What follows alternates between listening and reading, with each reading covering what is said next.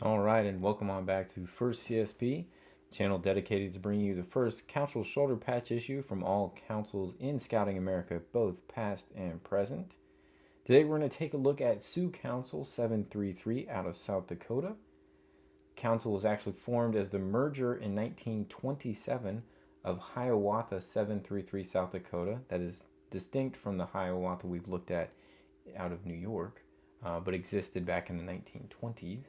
And Southern South Dakota 716. Those two councils merged in 1927 to form Sioux 733, and that has existed right up until present time. In 1978, they did absorb Pheasant Council 693, which we highlighted their CSP on our 5th episode.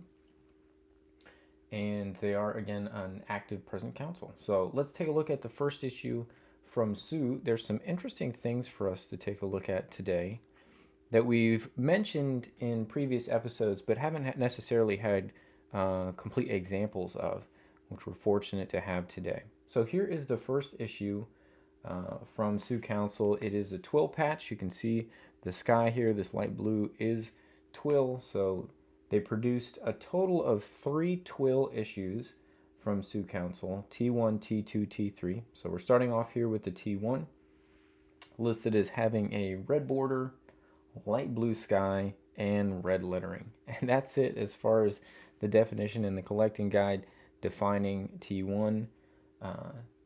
T2, which we have, and T3, which we also have here today, are very distinct from the first issue because the second and third add the fleur-de-lis, which is something that we've talked about when we go back to earlier first issues. A lot of times you're just going to have council information, and then often in the second or third issue they may be adding BSA as a logo, it may be adding fleur-de-lis, something like that.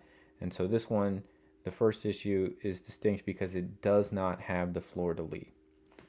Now when we look at this particular first issue and flip it over to the back, we have a cloth back. We've kind of got the gauze back here for the blue twill at the top,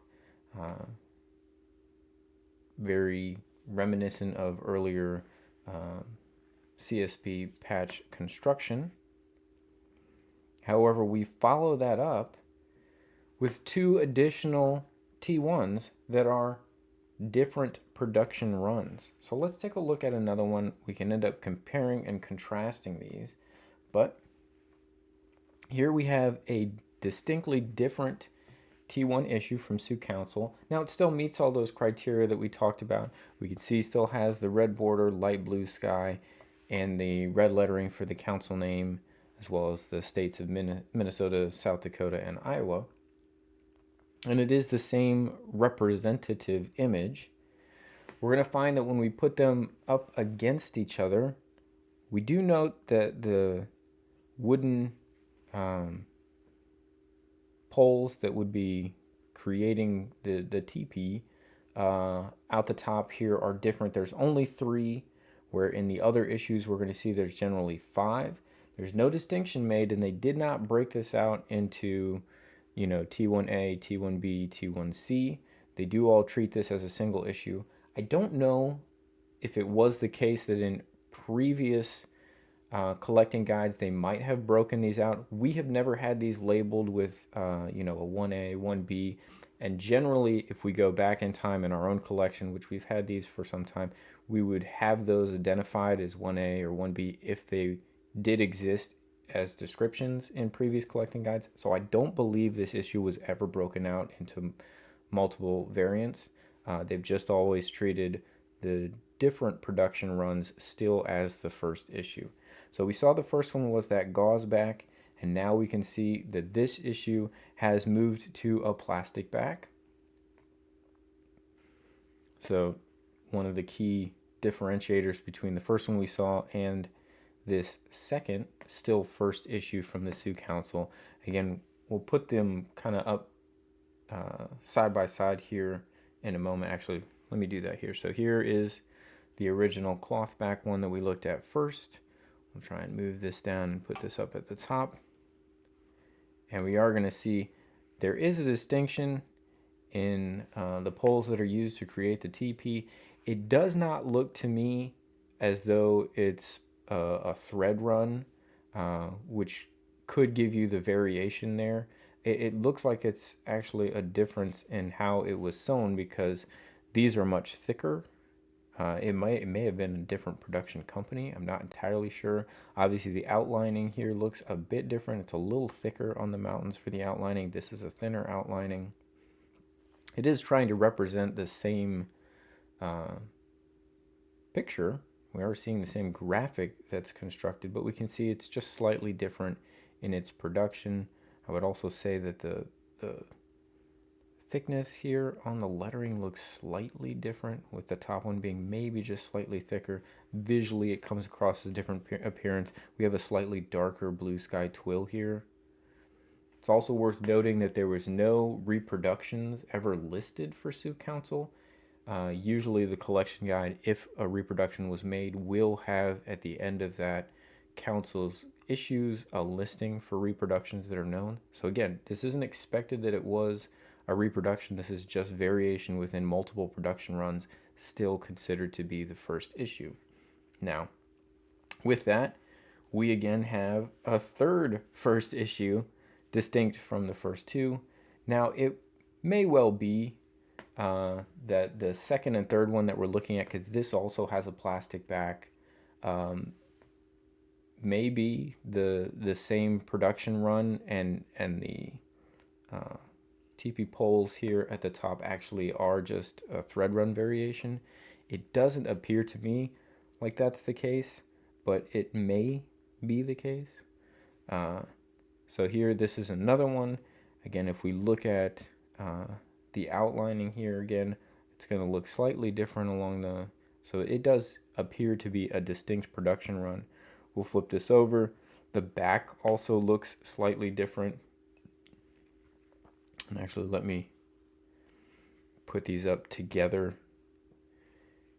These do look to be different types of plastic bag. So these look to me to be different production runs.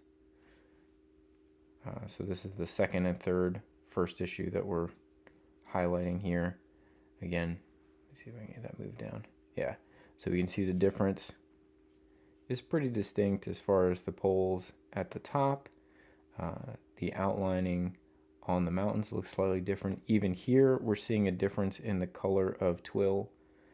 And again, when multiple production runs are done, you'll often see range of sometimes sizing of text or color variations within the runs that are still considered the same issue, even though they're different production runs. So we're seeing kind of a difference in the blues here, obviously a big difference in the poles. None of those are accounted for in the collection guide. They are still referenced as essentially the same issue, T1 for Sioux Council.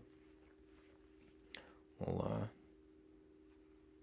compare the original cloth back one now here. These look pretty similar. Again, they are reproducing the tent poles. Here, these tent poles seem a little thicker. Here, they seem a little thinner. The text, again,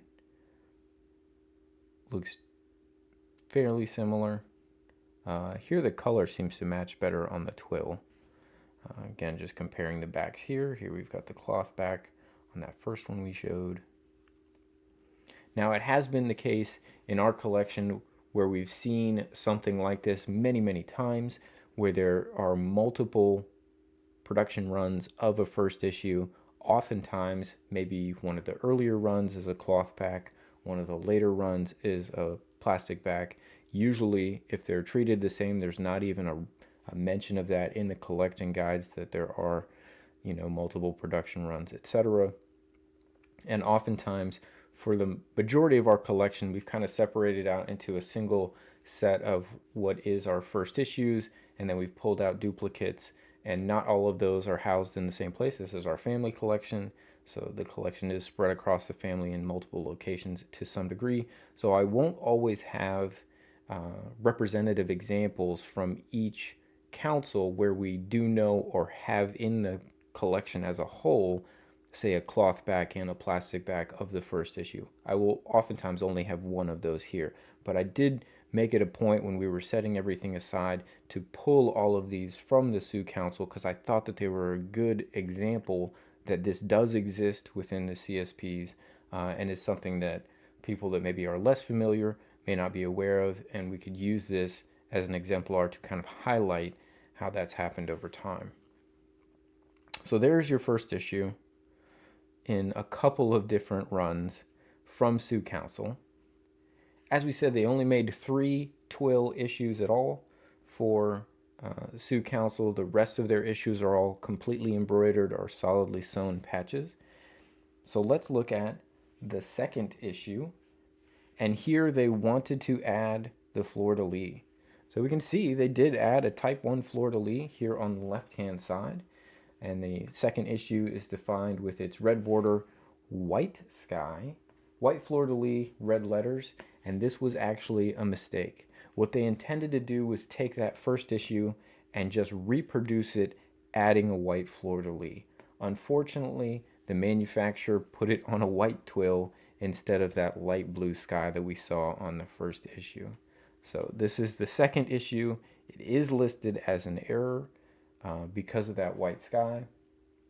It's not a super rare error. They list 1,373 of these being made. So you can still find this error out there, reasonably accessible.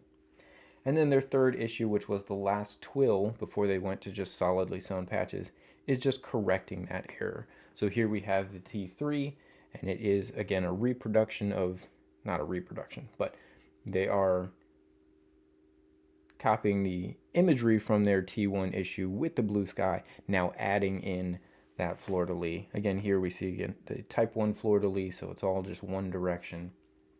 T3 defined by the red border, the light blue sky, white fleur-de-lis, and red lettering. This one also going to be a plastic back.